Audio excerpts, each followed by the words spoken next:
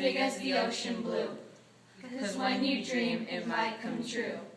For when you dream, dream big.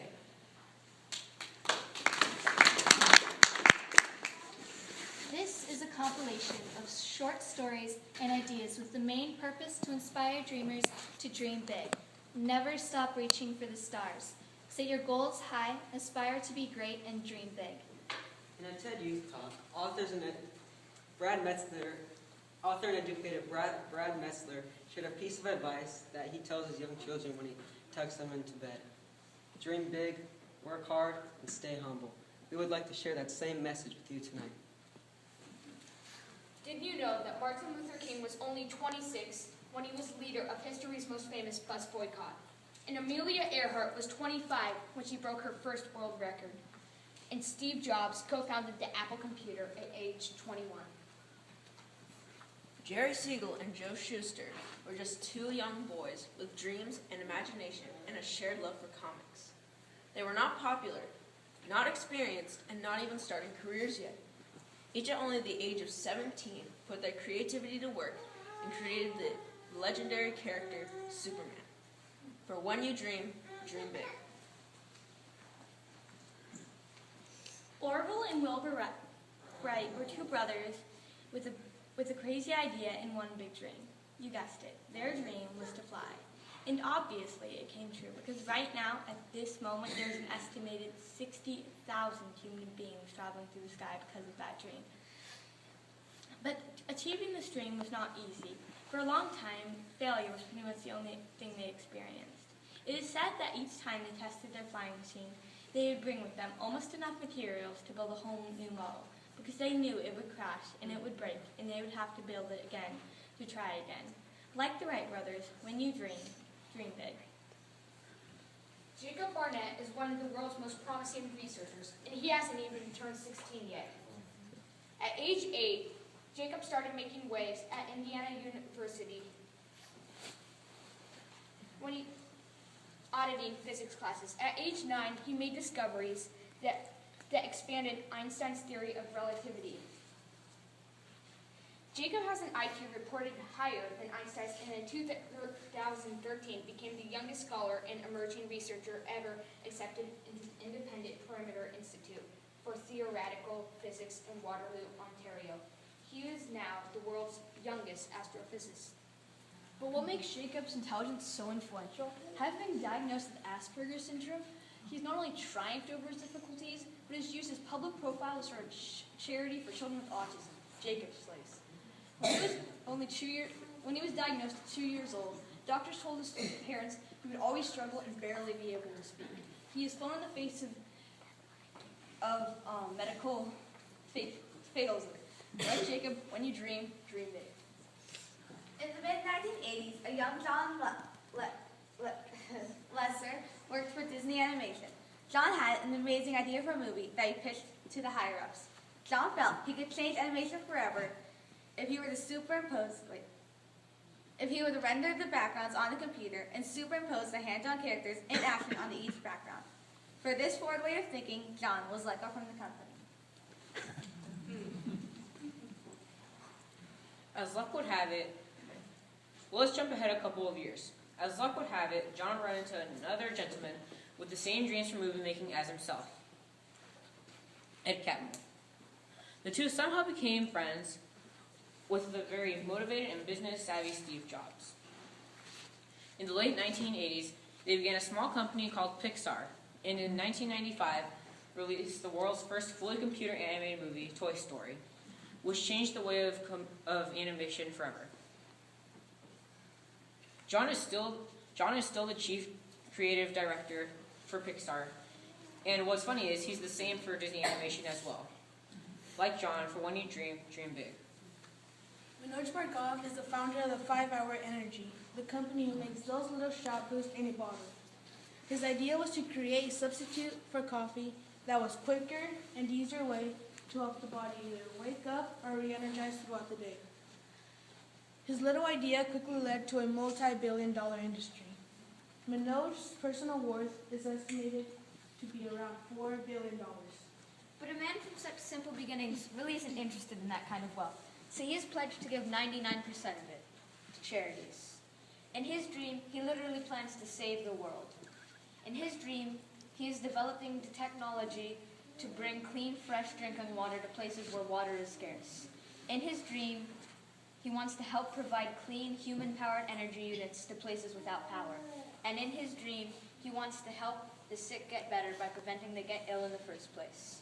Side note, if you've not seen the documentary Billions and Change yet, we highly recommend it. Manoj wants to change the world for the better. Like him, when you dream, dream big. Malala Yousafzai is one of the most recognizable activists in the world.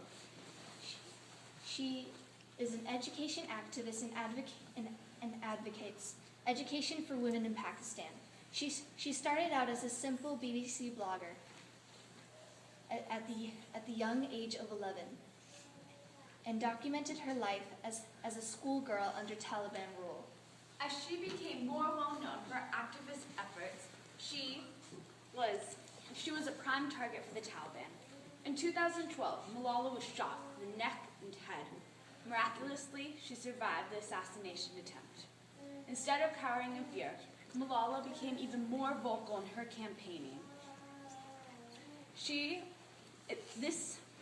This summer, she celebrated her 18th birthday by opening up a school for Syrian refugees. For when you dream, dream big. Alexander Scott, Alex for short, was diagnosed with cancer before the age of 1. Chemotherapy, sickness, and surgery was the only life she knew. When she was 4, she asked her parents if she could put a lemonade stand in the front yard. Her intention was to donate the money that she made to the kids with cancer. When one single day, Alex's lemonade stand made $2,000. But here's the best part. Soon after, other lemonade stands started popping up with Alex's name on them. The money was gathered and sent to Alex's family to be donated to cancer research centers and direct help for kids suffering such a devastating disease. The money gathered raised up to almost $200,000. So Alex made a new goal. She wanted to raise $1 million. On June 12, 2004, lemonade stands started popping up in every state in the United States. Ordinary people selling a mixture of water, sugar, and lemons raised up over $1 million. Alex passed away to cancer at the young age of 8, but her dream continues to live on. Today, Alex's dream has raised over $45 million and is still going strong. One 4-year-old girl fighting cancer, one humble idea, one big dream. For when you dream, dream big. But you know who has the biggest, best dreams of all? You young people. But you do not have to invent an airplane, a superhero, revolutionize the way movies are made, or start a multi-million-dollar lemonade stand to change the world.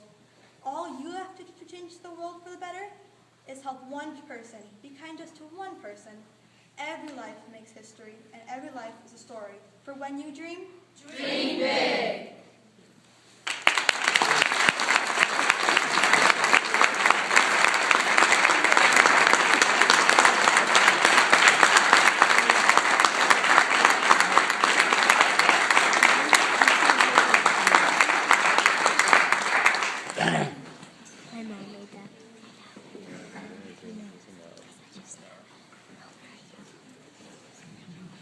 Forgiveness, a word that can bind us so tightly or completely set us free. The word alone evokes strong emotions and memories in us. We have all needed to seek for forgiveness for something in our lives, whether it be breaking a beloved object or wounding a heart of another. And we've been those wounded hearts, hurt by words and actions that left us feeling battered and bruised. But hopefully our heart wounds were acknowledged and forgiveness was sought of us. But what does forgiveness truly accomplish? Our 8th grade class did a unit studying true forgiveness, mercy, and redemption. We looked at the chains that can bind our hearts when true forgiveness is withheld. We discussed that when we forgive, it is a true gift to ourselves. We watched the movie Les Miserables to further identify the transfiguration of mercy. The play opens with John Valjean finishing a 19-year prison sentence he had received for stealing some bread to feed his starving nephew. A guard, Inspector Javert, stood over him, reminding him he is, and always will be, a marked and condemned man. He re-enters society, facing total rejection, by everyone he encounters, until he meets the bishop. The bishop takes him in and gives him food, wine, and a place to sleep. Valjean ends up stealing the bishop's silver and running away in the dark of night. When the authorities catch Valjean and bring him and the silver back to the bishop commits a lavishly graceful act that mirrors our Father's love for us. He tells the authorities that he had given the silver to Valjean. He makes a show of giving him the even more valuable silver candlesticks that he had forgotten, forgives him, and then challenges him to become an honest man. He tells Valjean, "I have bought your soul for God." This forgiveness instantly shatters Jean Valjean's hard heart, and he vows to live a life bound as God.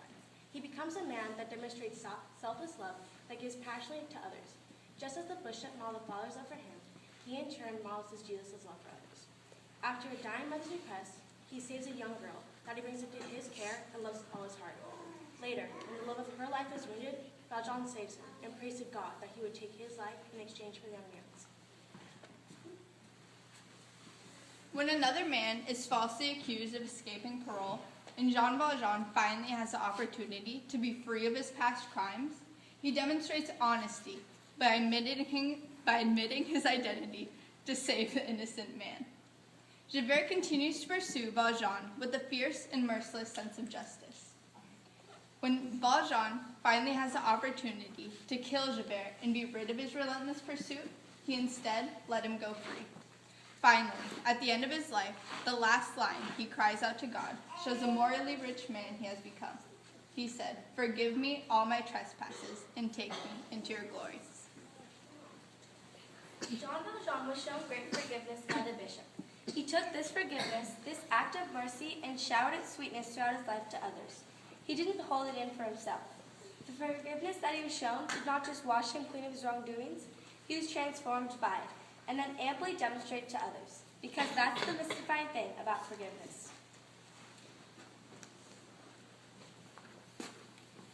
When I forgive someone and set them free, what I'm really doing is setting myself free.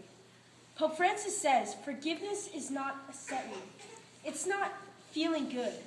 But on the contrary, forgiveness is the true force that can save man and the world from the cancer that is sin, bad morality, or bad spirituality.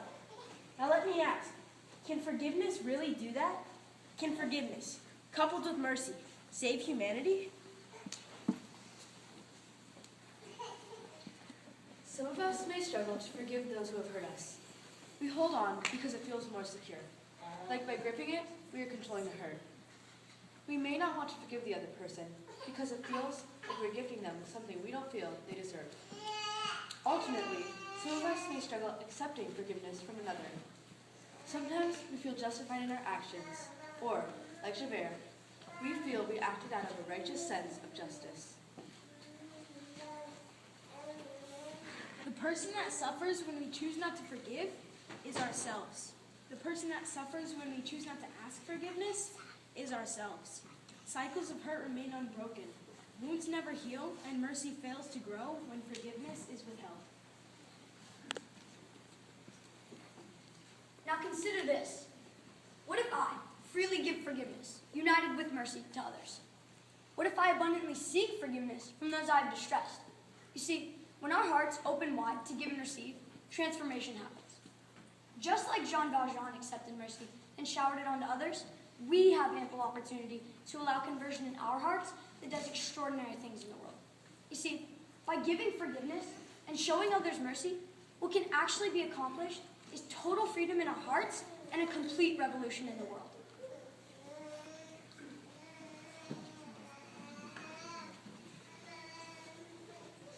Do you hear the people sing, singing the song of angry men? It is the music of the people who will not be slaves again. When the beating of your heart echoes the beating of the drum, there is a life about to start when tomorrow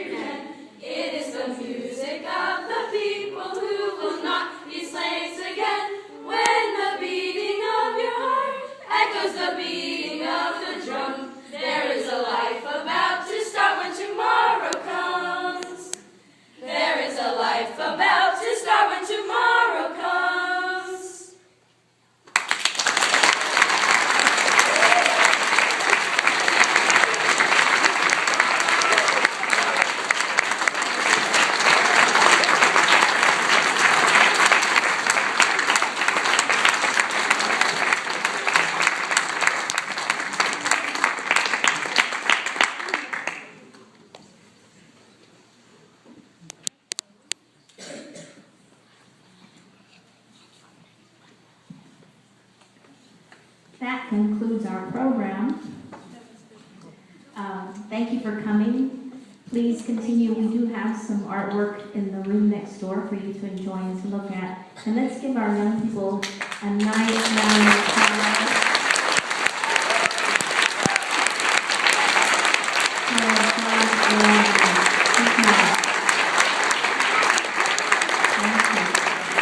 Thank you. Tomorrow is Friday. We still have school, so go to bed fast and go to sleep, and I'll see you bright and early tomorrow. Okay? All right. Thank you, everyone, and God bless you and stay safe home. Be careful outside. It's very dark.